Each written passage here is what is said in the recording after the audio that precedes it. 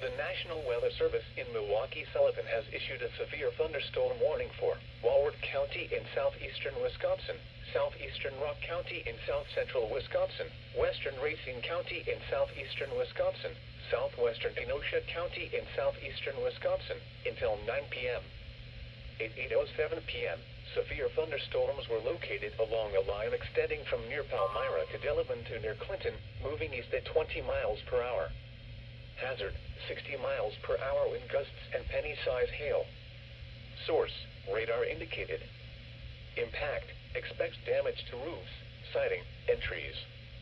Locations impacted include Elkhorn, Delavan, Lake Geneva, East Troy, Williams Bay, Wind Lake, Twin Lakes, Rochester, Genoa City, Walworth, Clinton, Fontana on Geneva Lake, Sharon, Darien, Powers Lake, Browns Lake, Como, Waterford North, Pell Lake, and Potter Lake. Remain alert for a possible tornado. Tornadoes can develop quickly from severe thunderstorms. If you spot a tornado, go at once into the basement or small central room in a sturdy structure. For your protection, move to an interior room on the lowest floor of a building.